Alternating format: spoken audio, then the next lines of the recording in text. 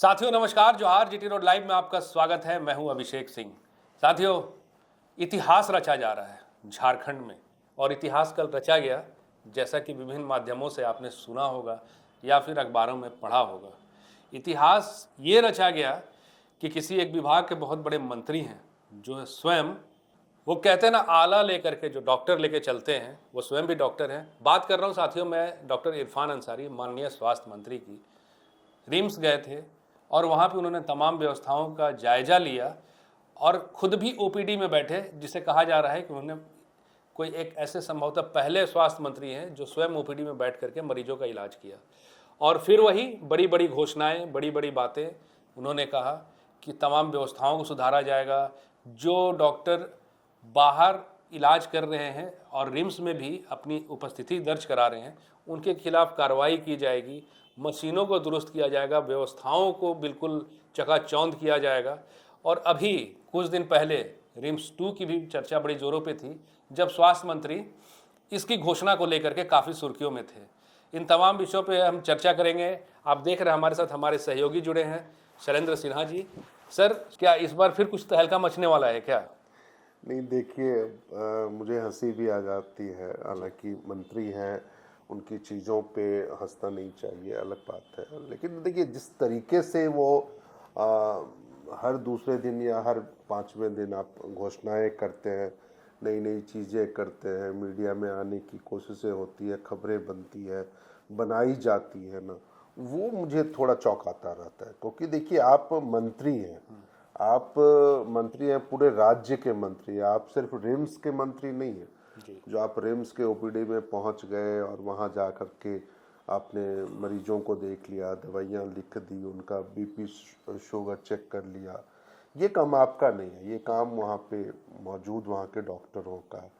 क्या ऐसी व्यवस्था थी जब आप वहाँ पे दौरा कर रहे थे, जब आपने वहाँ का निरीक्षण किया, तो क्या एक भी कमियां ऐसी नहीं पाई आपने जिसके आधार पर आप लापरवाह कर्मी हो, चाहे लापरवाह पदाधिकारी हो या लापरवाह डॉक्टर हो, जिनके खिलाफ कार्रवाई होती है? यदि ऐसा कुछ नहीं था तो आप उन तथ्यों को भी लाते। जो हाँ, हम जिस समय हमने दौरा किया रिम्स का, तो वहाँ पे जिन जिन रोस्टर के मुताबिक जिन जिन डॉक्टरों की ड्यूटी थी या जिन पैरामेडिकल कर्मियों की ड्यूटी थी, वो सभी अपनी ड्यूटी पे मौजूद थे। शिकायतें हमेशा सर आती रही है। आप देखिए, या तो वहाँ के डॉक्टर हो या फिर जो सुरक्षा कर्मी हैं, उनके अभद्र व्यवहार की, लगातार डॉक्टरों का नहीं पाया जाना, ट्रॉली का अभाव, दवा का अभाव, रोस्टर का पालन नहीं होना, ये सब तमाम जो बुनियादी चीजें हैं। दवा की बात आप कह रहे हैं ना अभिषेक जी। अब हास्यास्पद स्थिति है जो मतलब जब वो स्वास्थ्य मंत्री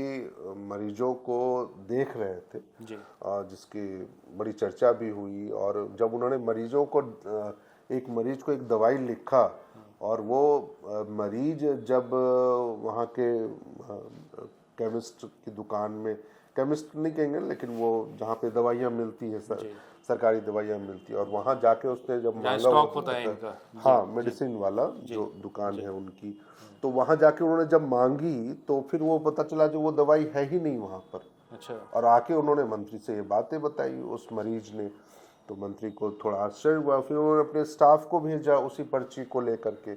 स्टाफ भी वहाँ पे गए और स्टाफ ने जब पूछा उनको और आके जो मंत्री को बातें बताई, वो बहुत हास्यास्पद स्थिति है। मंत्री को ये बताया गया जो जिन दवा को मंत्री जी ने लिखा, वो पिछले कई दिनों से वहाँ के स्टॉक में नहीं है। अच्छा। यानी आप बताइए ना, जो दवाइयाँ, आप तो बेसिक ही दवाइयाँ लिखे होंगे ना, चाहे हाँ, सिरप होगा या कुछ भी, या जो भी हो, ब्लड प्रेशर शुगर की जो भी दवाइयाँ होंगी जो मामूली तौर पर हर अस्पतालों में रहती है, तो जो वो दवाइयाँ वहाँ पे उपलब्ध नहीं है, अब उसको लेकर के वो रिम्स के डायरेक्टर हों, चाहे रिम्स के जो मेडिकल सुपरिटेंडेंट हैं, उनको वो खड़ी खोटी सुना रहे हैं और निर्देश दे रहे हैं जो कार्रवाई की। अच्छा, ट्रॉली की भी शिकायत होती है हमेशा। ट्रॉली की भी शिकायत है, ट्रॉली की भी, कई बार मरीजों को कंधे पे लाद कर या ऐसे ही टांग कर ले जाते हैं, ये भी चीजें वायरल होती है। हालांकि ठीक है, उस समय कई बार ये तस्वीरें इसलिए भी वायरल हो जाती है, जिसका एक पहलू ये भी है, जो शायद उस समय मिनिमम टाइम जितना होता है, जो मरीज को चाहे गंभीर स्थिति में जब आप लेके आते हैं या हम लेके पहुंचते हैं, तो उस समय ट्रॉली ढूंढने की जगह यदि हम कोशिश करते हैं जो हम पहुंचा दें। तो इसको थोड़ी देर के लिए आप मतलब इग्नोर भी कर सकते हैं इन चीज़ों को, लेकिन मुझे ये लगता है जो क्या पूरे झारखंड में सिर्फ रिम्स ही एक है जहाँ पे व्यवस्था सुधारने की जरूरत है, जी। या फिर क्या जामताड़ा जहाँ से मंत्री जी खुद आते हैं सिर्फ वहीं का एक अस्पताल है, सदर अस्पताल है जहाँ पे व्यवस्था ठीक होनी चाहिए? कह तो रहे हैं सर, कह तो रहे हैं कि अब हर हफ्ते हम ओपीडी में बैठेंगे। अभिषेक जी, आप बिल्कुल आप ठीक कह रहे हैं, जो कह रहे हैं वो कहे भी और आगे करे भी, हमको उससे आपत्ति नहीं है।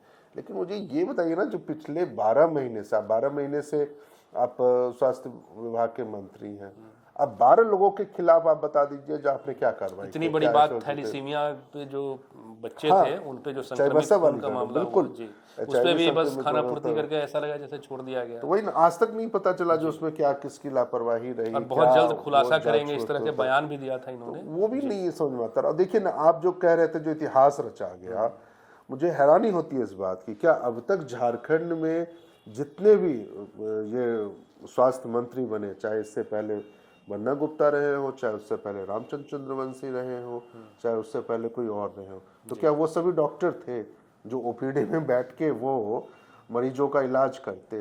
वो डॉक्टर तो नहीं थे ना।